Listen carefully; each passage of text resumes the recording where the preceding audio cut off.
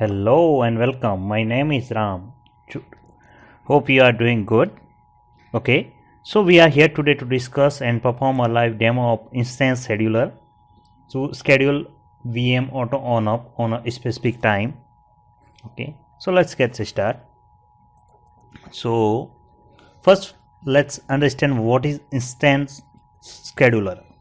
Okay, so instance scheduler let us start and stop virtual machines instance automatically.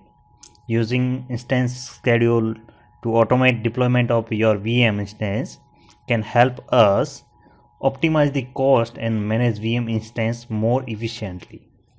We can use instance schedule for both recurring and one-off workloads. For example, you use instance schedule to only run VM instance during the working hour or to provide a capacity for a one-time event, right? So when we talk about scheduling a VM instance to start and stop using instance scheduler, then a question raised here is that why we need to start and stop a VM. So answer is simply cost optimization. By scheduling VM start and stop, we can reduce our cost of your IT infrastructure resources like servers, computer instance, right? Second question comes here is, can instance scheduler also stop and start other services like database, instance? So answer is simply no. It is specifically designed to work with compute instance in GCP. Then the further question comes that what about other services just like the database? If we want to auto start and stop, right? So what is the solution for that? There is an answer for that we can use cloud scheduler service, and that we will be discussing in the upcoming video.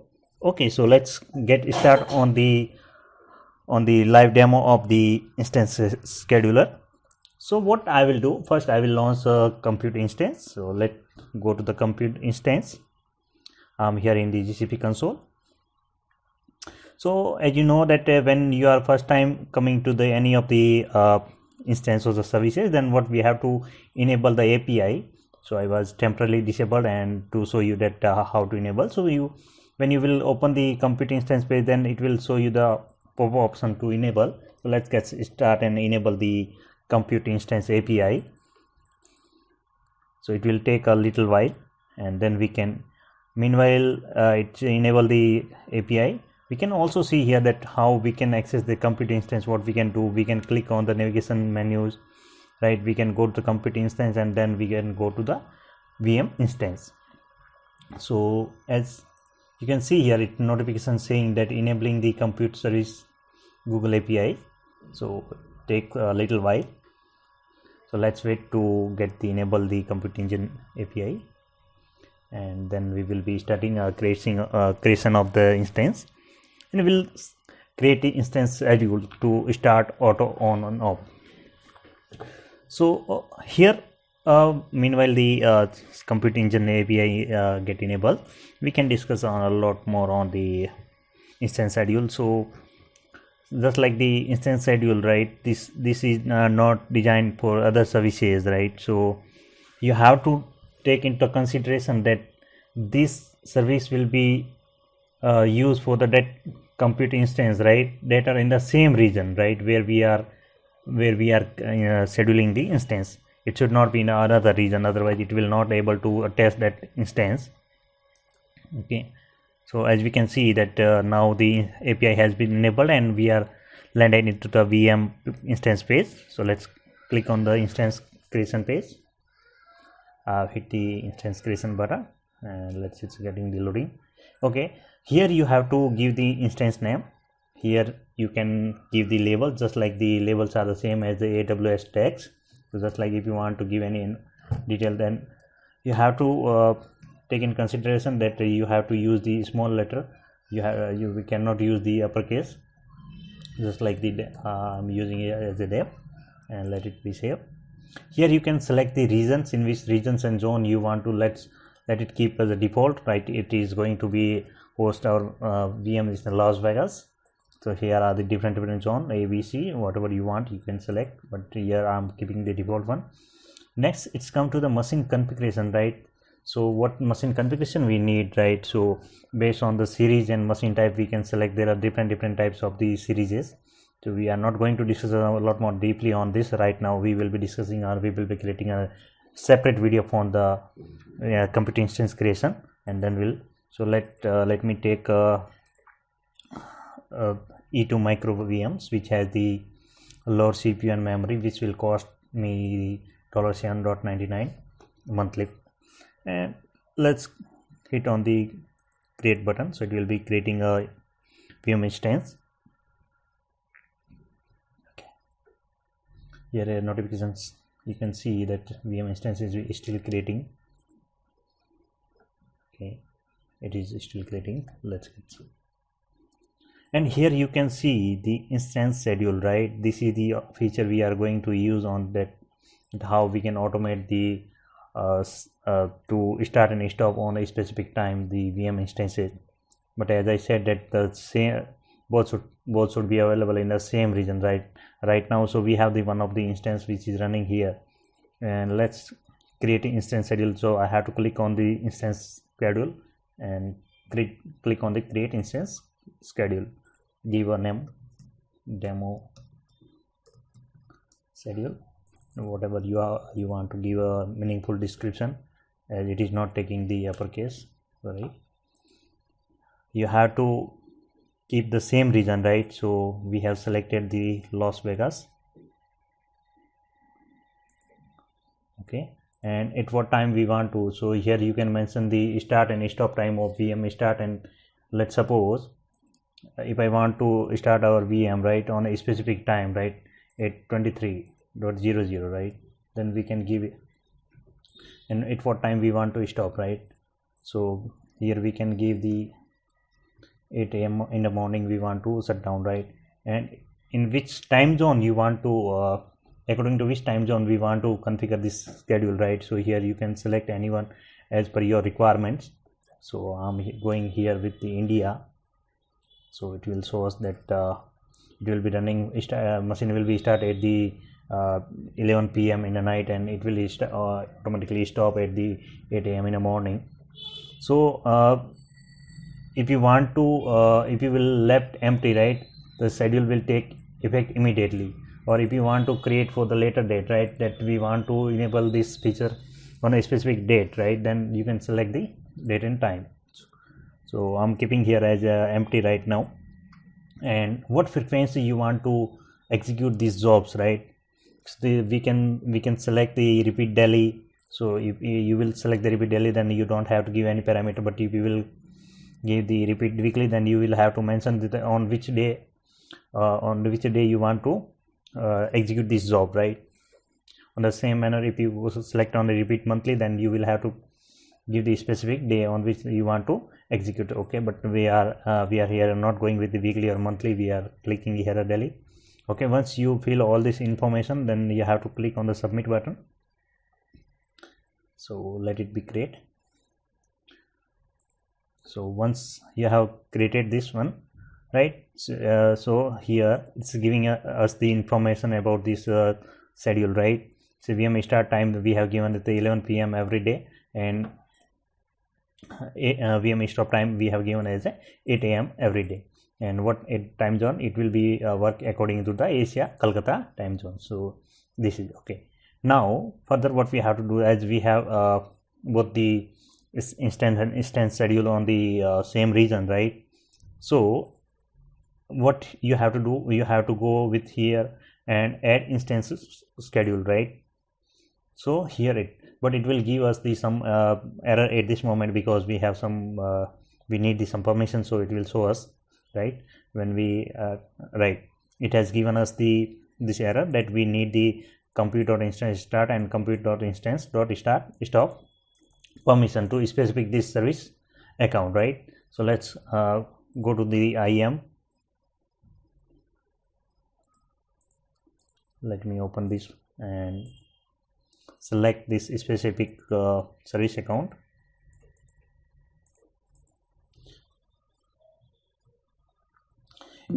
If you will find here, then it will not. So what you have to do, you have to click on the include Google provided role grants. So then only it will be visible to us. Let me refresh. Yeah, it is showing here, and here we can see that only we have the compute engine service agent role available, but we need the specific permissions too. So in case this permission in the given the role we don't have this permission, then what we can compute admin role as well, but that is not the best practice. The best practice say that you go with the role creation and create a specific role. So let's create a specific role for this instance schedule. Okay, so I already have, but this is the deleted one. Let me create a new one. So you have to find out the permissions and add into that specific role, and then we will attach that role, right? Demo start stop, right? So this is the role name, and we can give the role there. And here you have to select the general availability, the launch stage, because there are the specific stage of this roles maybe under development. So we are going with the general availability, and we have to add here click on the add permission. So what we have to find the specific permission, right? So let me find that start.compute.instance.start, and we will be attaching that permissions. Sorry,